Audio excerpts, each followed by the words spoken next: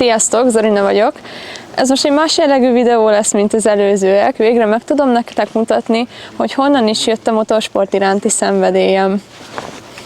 A gokarttól. Említettem már régebben, hogy gokart versenyző voltam, és mindenféleképpen meg szerettem volna nektek mutatni, hogy milyen is ez az egész. Most betekintést nyerhettek egy kicsit a kulisszák mögé 3 interjú segítségével. Plusz arról is kaphatok infókat, hogy tudtok ebbe az egészbe belekezdeni, hogyha megtetszik nektek.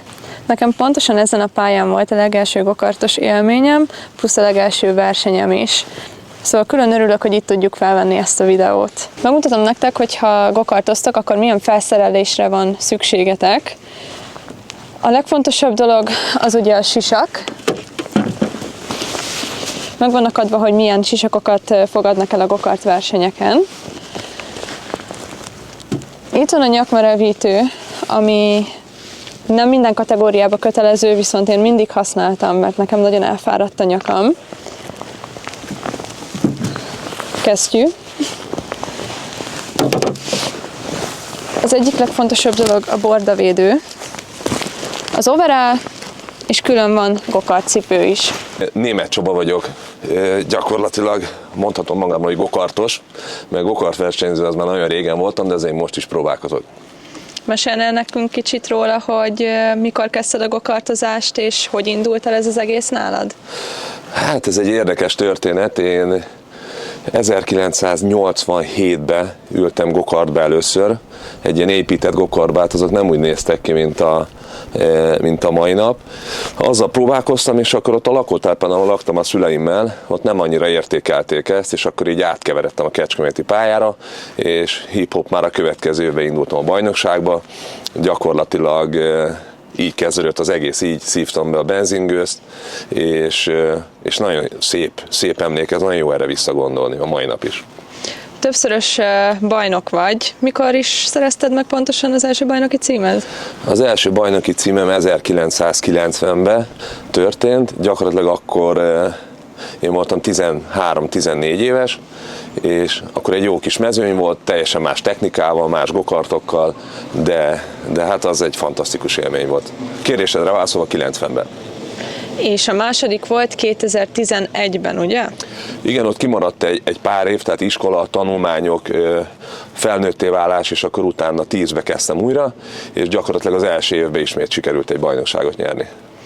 És mi volt a legnagyobb különbség a 2 bajnoki címed megszerzése között, hiszen mégiscsak eltelt 21 év a 2 között?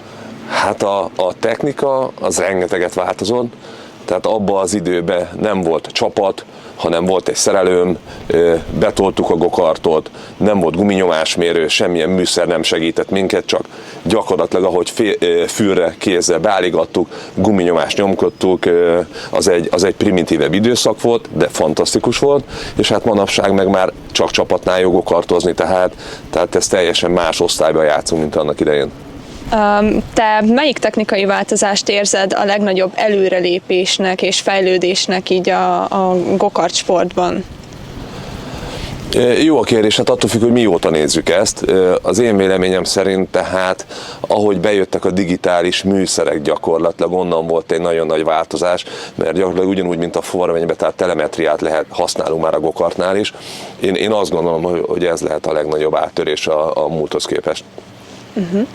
És mennyire nehéz ehhez így hozzászokni így az évek alatt, hogy jönnek ilyen változások, és akkor egyszer csak tényleg azért eléggé meg tudnak változni így a dolgok?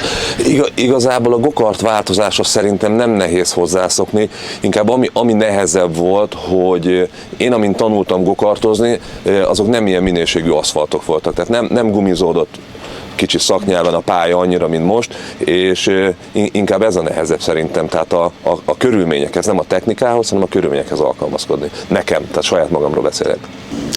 Akkoriban szerinted, amikor te kezdted, miben volt más a hozzáállása a versenyzőknek, mint a mostani fiatalabb generációnak?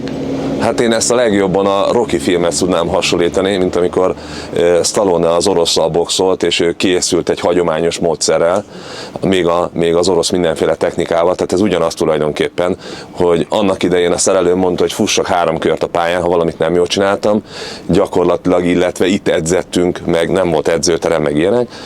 Manapság már speciális felkészülések vannak, tehát ez az erőléti része, a mentális része pedig én azt gondolom, hogy azért a régebben mi ezt jobban akartuk, tehát a mai fiatalok azért elrollereznek, eltelefonozgatnak, kicsit más, nem mondom, hogy rosszabb, ennyit változott az idő, ez a 25 év vagy 35 év, ez ennyit változtatott itt nyilván a felkészülésen. Szerintem jobb volt a miénk annak idején, én úgy gondolom. Úgy gondolod, hogy a mentális felkészülés az háttérbe szorult egyébként a mostani időszakban?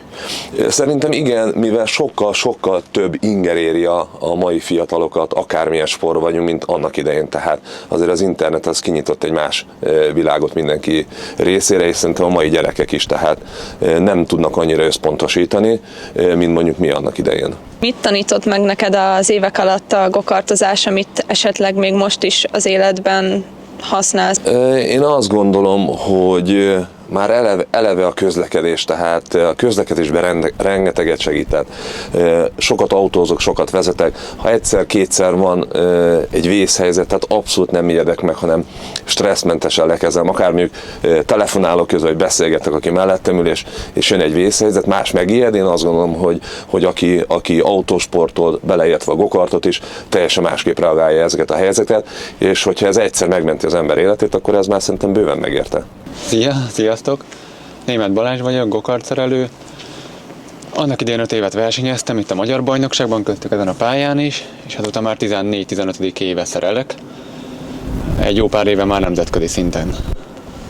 És mesélj róla kicsit, hogy miért éppen a szerelés lett a te utad, és nem a versenyzés. Ennek egy egyszerű oka van, mert ez nem tartozik az olcsó hobbik és sportok közé. Viszont amikor abba kellett hagyjam, akkor nem akartam az egész sportot abba hagyni. Szerettem volna megmaradni benne, így maradt a szerelés. Anno még apummal kezdtem el, ő is sokáig szeret, mai napig ő neki csak hobbi, nekem meg megmaradt főállásnak. Hogyha valaki olyan megkérdezné tőled, hogy milyen is ez a gokartos világ, akkor mivel kezdenéd? Tehát mit mondanál legelőször? Talán azt mondanám, hogy olyan, mint a Forma 1, csak kicsiben. Ha valaki még a de abszolút nem ismeri a motorsportot, akkor el lehet kezdeni részletezni, hogy zajlik egy ilyen hétvége, abból meg minden hétvége következik, hogy zajlik egy év. Mennyire szoros az együttműködésed, a kapcsolatod egy pilótával? Nagyon kell ismerni a stílusát például? A legideálisabb esetben igen. Ugye minden csapat arra törekszik, hogy úgy osszák ki a szerelőket és a pilótákat, hogy lehetőleg egy pilótának egy szerelő szereljen egész szezonban, akár éveken keresztül. Pont azért, hogy nem csak a vezetési stílusát megismerje a pályán, de szerintem amíg nagyon fontos, hogy mint ember megismerje, hogy kommunikáljon a pilótájával a szerelő. Valaki jobban szereti, amikor csak a kritikát és csak a rossz pontokra összpontosítunk, amivel fejlődni tud, valaki ezt sértésnek veszi, és többet kell mondjuk dicsérni az, hogy mit csinált jól, melyik előzéseket. Tehát az egész embert, pilótát meg kell ismerni, nem csak a vezetését. Neked nagyon nagy tapasztalatod van abban, hogy milyen külföldön szerelni egy adott csapatnál. Ugye azért már Japánban is szereltél, Angliában. Miben másak a csapatok, a hozzáállás, az egész rendszer? Alapvetően a mentalitás a legnagyobb különbség minden ország között. Abban lehet a legnagyobb különbséget találni. Úgy gondolod, hogy esetleg egy adott országban, vagy egy adott kontinensen esetleg komolyabban veszik a dolgot, egy másiknál meg nem annyira, vagy jobban tudnak összpontosítani, vagy komolyabb szintre emelik ezt az egész sportot? Talán ez a legjobb megfogalmazás. Például egy Angliában, ahol komolyabb szintre emelik ezt a sportot. Nyilván a motorsport az ugye Olaszországból és Angliából ered, Angliában nagyon érződik az, hogy mennyire oda összpontosul az összes Forma 1-es csapat is, például a legnagyobb motorsport csapatok, kategóriák, és nagyon érződik, hogy ha csak egy pici része a tudásnak lecsorog, már így a go-karthoz is mennyit tud emelni a színvonalon. Ha már Angliánál tartunk, akkor te egy elég nívós csapatnál szereltél jó ideig. Milyen egy olyan csapatba szerelni, akik igazából a világon az egyik legjobbak, és a lehető legnagyobb nevekkel dolgoznak együtt a jelenlegi időben? Alapvetően, mint szerelő, elsősorban azt kell mondanom, hogy könnyű. A legkönnyebb. Sokkal könnyebb úgy dolgozni, amikor mindig minden van, és mindenből mindig új van. Mert ugye hozzátartozik az is, hogy ez nem egy olcsó sport. Ott ezért könnyebb elkérni az árát ennek az egésznek. Plusz ott Angliában az a bizonyos pár nagy csapat tudják, hogy ez profi motorsport. Kész pont. Innentől kezdve mögött mindent odaadnak, ami kell. És úgy gondolod, hogy egy ilyen csapatban például a versenyzők hozzáállása komolyabb és magasabb szintű, ugyanúgy, mint magája a csapaté? Alapvetőlegesen nem hozza egyik a másikat magával egyenes arányban mindig, de nyilván egy bizonyos szintig viszont igen. Tehát, hogy minden érzedi működik körülötted, jó a rendszer, mindig megkapod a jó segítséget, nyilván a pilótáknak is picit arra mozog a mentalitása. Egy kicsit mesélnél róla, hogy mit kell napközben ezeken a gokartokon szerelni? Hát gyakran megkérdezték már tőlem. Ugye ezt nem úgy kell elképzelni, mint egy autószerelést, amikor ugye egy autót akkor visz a szerelőhöz, hogyha valami baj van vele, elromlott. Itt is természetesen vannak technikai problémák, amiket meg kell oldani, meg kell javítani. De ideális körülmények között itt inkább arról szól, kicsit hasonlóan, mint a Forma 1-ben, hogy vannak szabad edzések, gokartban általában egy nap mondjuk 6x10 perc, és a megfelelő beállításokat kell megtalálni, ahogy változik a pálya például, gumizódik a pálya, több tapadás van, a pilóta stílusához picit hozzáállítani a gokartot, különböző apró finomságokkal. Ugye ilyenkor jelenteni szokta a pilóta, hogy mit érez a gokarton. Szokott olyan lenni, amikor másmilyen megoldást gondoltok jónak? Persze, természetesen. Ugye ezzel azt tudni kell, hogy nagyon sok dolgozunk kezdőpilótákkal, akik még nem tudnak olyan jó visszajelzést adni, mint egy tapasztalt. És meg hiába érzi egy kezdőpilótát, hogy csúszik, az a csúszás az még nem azért van, amit ő gondol. Ilyenkor egy kicsit meg is kell őt tanítani, hogy nem, mert hogy ez is ez. Sziasztok, Tomaszewski István vagyok, a Toma Motorsport alapítója. Beszélnél légy szíves egy kicsit arról, hogy a versenygokartok és a bérgokartok között mi a különbség? Persze, egy versenygokart az úgy nagyjából 90 kg plusz a pilóta, viszont egy bérgokart az nagyjából ilyen 180 kg körül mozog, és a fő különbség még, hogy sokkal erősebb egy versenygokart, mint egy bérgokart. Máshogy kell irányítani, másak a súlypontok, minden más rajta. Szóval ég és föld, más a gumi, sokkal nagyobb tapadást érünk el vele. Mire figyelsz leginkább, amikor egy kezdő pilótát próbálsz betanítani? Mire figyelek leginkább? Hát ez egy nagyon jó kérdés, mindenre is figyelni kell. Tehát, nem tudom, hogy említetted de már, de ugye te is nálam kezdtél gokartozni. Mire figyeltünk? Milyen volt, amikor te először ültél gokartba? Mire figyeltünk? Hát nyilván legelőször meg kell tapasztalni a határokat, tehát hogy azért, hogy ne szálljon el az ember gokartban ülve. Vagy hogy merje nyomni a gázt, ugye? Mert én, ha jól emlékszem, akkor a merje nyomni a gázt volt az első probléma. Ki kell tapasztalni, hogy a kanyarokban milyen gyorsan kell bemenni. Igen. Használni kell a féket, mert szükség van rá. Igen, tehát az alaphibák azok ezek. Tehát tulajdonképpen aki elsőleg beleül egy ilyen versenygokartba, az fogalma nincs arról, hogy ez valójában milyen erős, és hogy milyen fékhatások, illetve gyorsulások vannak, és illetve milyen tapadások. Tehát általában az elkezdő, aki beleül, az először vagy padlógázzal indul be, és az első körön kirepül, vagy nagyon lassan megy végig, és nem bízik önmagában, de ő legalább érzi, hogy milyen technika is van alatta. Ugye most beszéltünk a vezetéstechnikai oldaláról, viszont a fizikai oldal is azért elég bonyolult. Nincs mindenkinek szerintem rögtön olyan fizikuma, ami elég egy huzamosabb edzéshez vagy futamhoz, időmérőhöz egy gokart versenyen. Ezt hogy lehet fejleszteni?